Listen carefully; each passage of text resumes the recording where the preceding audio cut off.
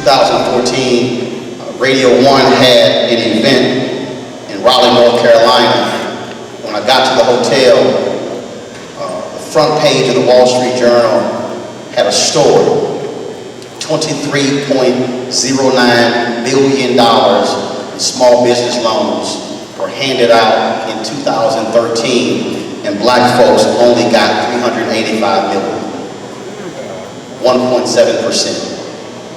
In 2008, the last year of President Bush, black folks got 8.2%. One of the reasons cited was because of the home foreclosure crisis. That was pretty much the only collateral most black folks had. No home, no loan, no business. I immediately emailed the White House and I said, I need somebody from the SBA on Tom Joyner on Monday to answer, what are y'all doing to fix this? They didn't get anybody on the show. They ignored me for a period for several weeks. And I told the White House, let me be as perfectly clear with you as possible. I am going to give y'all hell every day until somebody speaks to why black folks are not getting loans. 90 days went by and we had a meeting at the White House, off the record meeting with the president. I challenged the president on this issue. And then, about 2 weeks later, I had a meeting with the head of the SBA. And I said, how are you fixing this? Because there is no way in the world I'm going to be silent as a black journalist and black folks not get loans. Now, some folks said, man, you're going too hard. Well, if I don't go hard, who will? It's up to the journalist. I've been in the room when the other anchors were around the table and nothing involving black folks came up. If I'm not sitting there and I don't raise the issue, who else is going to do it? Understand, that was $23.09 billion in small business loans, and all we got was $385 million. 53% of black wealth has been wiped out due to the home foreclosure crisis. 53%. It will take black America 2 generations to recoup just that money lost. Just that money. So when Sean Donovan was HUD secretary, came on my show with the new housing plan, I said, you know that mean the last one didn't work. See, I look at that. The HAMP program that was launched in 2009, the president announced in Phoenix, Arizona, was supposed to help 3 million homeowners stay in their home. It barely helped 700,000. I, as a black man, cannot watch black folks going from homeowners to renters. Meaning we no longer even own that. See, the reason that matters, you said it, 5,000 acres. Tuskegee owns, not rents. Owns. That's right, that's right. So I've said this, and the White House has not been happy with me, and I told them to get over it. If out of all of the issues, I believe one of the greatest failures of the president, Obama, has been in the area of housing. Data don't lie. And so we have to be willing to have an honest conversation. You got the mayor right here, you got the former mayor here. Any politician will tell you, you are judged by what you did. That's right. Not how you made me feel. That's right. And so that has to be our challenge for anybody. Understand, when I'm at the table, I'm not asking about anybody else. I'm a believer in school choice. I'm a believer in charter schools. I'm a believer in y'all can educate our kids, cool. We can launch our own school and educate our kids ourselves, and y'all knock yourselves out. So I don't really care. You now have a law in Alabama allows you to start charter schools. I've made it clear to the people. I'm coming back to this state to help black folks in Selma, Birmingham, who want to open a charter school. I don't care if folks say, well, you know, I don't care. Same thing. I'm in a meeting at the National Charter School Conference. It's 2 black people in the room, about 30 people, and I'm talking about school choice is the black choice initiative I launched. And this one guy says, I believe in inclusion. A Latino guy, he says, what about Hispanic? I said, say, bro, I'm here talking about black people. If you want to do school choice and the Latino choice, go right ahead. I'll show you our plan. But I'm here talking about black people. See, we have a tendency to go into this happened with our black journalists. We were on with the our National Association of Black Journalists. Our leadership was having a meeting with CNN in 2013 to talk about why they wouldn't hire black folks. And one of our members said, well, we really shouldn't go in as an advocacy group and demand this, that, and the other. We really should. So we should go in there and say, y'all should hire more minority journalists. I said, what if they go hire more minority journalists done black? The answer to me, y'all told us how more. I said, dude, what does the B in NABJ stand for? It's the National Association of Black Journalists. If you're afraid to walk in asking for black people to get hired, don't go to the damn meeting. So I'm saying all of this because we have to have the attitude of if we are talking about fighting for us, and look, everybody else does this. That's right. I told you, the LGBT community had a 54-page agenda for the president in the first 60 days. It took Black Civil Rights Group 5 years to come up with a black agenda. 5 years. Latinos, business community, women, labor, every other group, but you know what happened? I'm just being honest.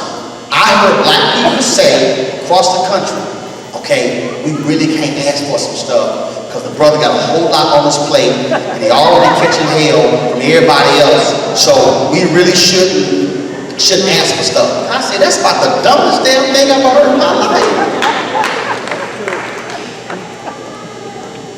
I'm being straight up with you right now.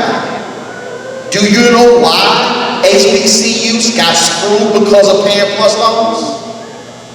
Do y'all want the real answer? Yeah. It's because HBCU advocates pumped out. Okay.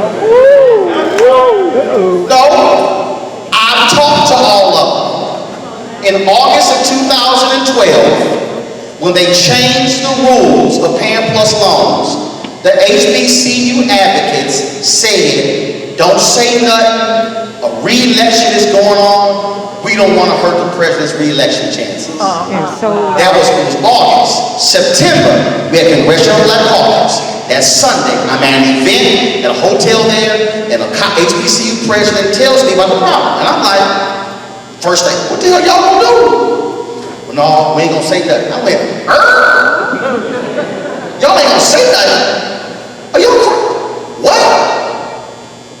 They ain't say nothing. December 2012, I'm discussing this show, that issue, on my TV show, Washington Watch, on TV1. I called President Hampton. Y'all understand? I'm gonna call your name. I ain't saying I called a president. I'm gonna call your name. I called the President of Hampton, Dr. Harvey. He said, no, let's don't go hard with it. It's gonna be fixed by April. I said, bro, you believe it? He said, yeah. I said, I'm trying to tell you, that ain't really what I would do. April 2013 came around, problem's still there. CDC is raising hell, HBCUs are laying people off, black kids can't come back to school, black seniors can't graduate, and they sit and wait. July 2013, with SS Music Festival, and I walk in as a guest of Coca-Cola, and you had the presidents of 4 HBCUs in Atlanta. And they sitting around there commiserating about Parent Plus loans. And they asked me to sit down, and I said, well, part of this y'all damn fault. You ain't say nothing before the election. Everybody knows, right, Mr. Mayor, Mr. Boone Mayor, the most leverage you have is before the election. Ain't no leverage after the election. And so then they came and said, well, here's what the deal was. And I told them.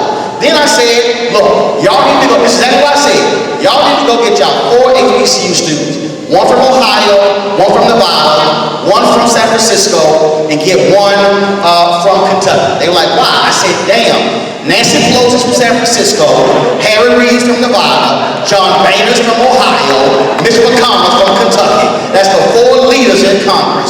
Bring them to D.C., have a news conference at the National Press Club, calling on changes to the Parent Plus loan, then have them go meet members of Congress. I guarantee you, y'all will get some action. That's right. But the advocates for HBCUs were scared to demand and fight for HBCU students because they said, we don't want to mess up nothing for the re-election of the president. Oh.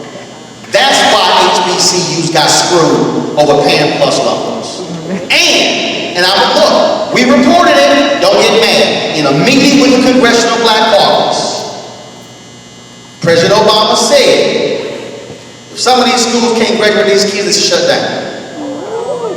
Now, if you think I'm not going to challenge him or a white president or a Latino president who makes that kind of comment about HBCUs, you got the wrong brother. Okay. That's what I'm talking about, specific issues. Affordable Health Care Act, his greatest achievement. Killing Osama bin Laden, absolutely great. Getting our troops out of Iraq and Afghanistan, critically important. But I am not going to ignore housing and HBCUs and those sort of issues. I ain't gonna do it. And that's probably why everybody else got an exit interview. He didn't do one with TV1. That's fine. But trust me, I will never, ever sacrifice speaking up for black people just because it's a black politician.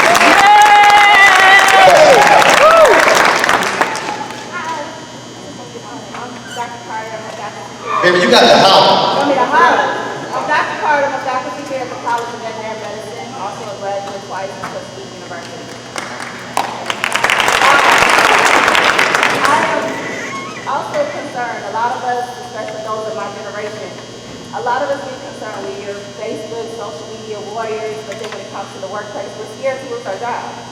You talk about the president, you talk about other celebrities that aren't speaking up for the cause, but not everybody, I guess, has the same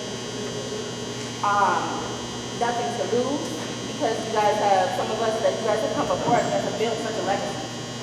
How do you guys presume that we, those that have a lot to lose, we have 200 plus loans to pay back, we can't afford to lose our job, we don't have anything else to fall back on, nobody's giving us a loan to be entrepreneurs.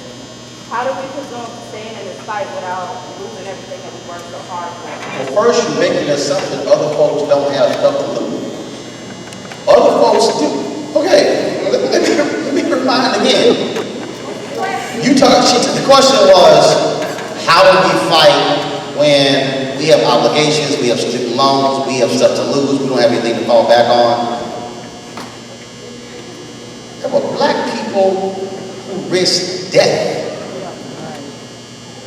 And I need us to put, Yeah, that's great. we got stuff to lose in perspective. Right. Black folks risked death. They also risked losing jobs. The reason black folks could not put their name on an election roll in this state is because they would put their name in the paper. The credit got cut off at the grocery store. They lost their job. They were thrown in jail. Let's just be real honest. We ain't got that much to lose. So that's just much. The second thing is, when I say fight, there are multiple lanes you are to fight for. There are multiple lanes. Everybody is not supposed to protest. Everybody can't file a lawsuit. Everybody can't, so you have to say, what's my lane? How can I be involved in this battle? And so what is it? So you have to figure that out for yourself. The problem is when a lot of us, and let me also go back to this whole thing with celebrity. You said, you got people say on social media, well, so-and-so, what they not doing. To understand how to fight, go read Nehemiah chapter 2, 3, and 4. Read it again. The wall crumbled, Nehemiah goes back, surveys the wall, comes up with a plan, tells the people the plan. The word says the people said, let us rebuild. That's right. Then the people began to rebuild. There were haters. Haters said, y'all can't rebuild that wall. Nehemiah said, ignore the haters. Trust me, it's right there in scripture. There were haters. As they were building the wall and making progress, the haters then said, oh, they actually are building this thing. We have to attack them. Nehemiah said, y'all keep building, but keep one hand on your weapon and the other hand. But here's the most important part of that. When you read Nehemiah, it says, these people built this portion of the gate. These people built this portion of the gate. These people built this portion of the gate. What that means is that if this is your portion of the wall, you cannot be worried about who is building this portion of the wall. All you need to focus on is, are you rebuilding this portion of the wall? I don't care what a basketball player is not doing. I don't care what an entertainer is not doing. Am I where I am rebuilding my portion of the wall right here? Understand this way. You cannot have a strong America without strong states without strong cities, a strong city without strong neighborhoods, a strong neighborhood without strong blocks without strong streets without strong houses, which requires at least one house on that block, which requires one person in the house saying, this is how we are now going to roll.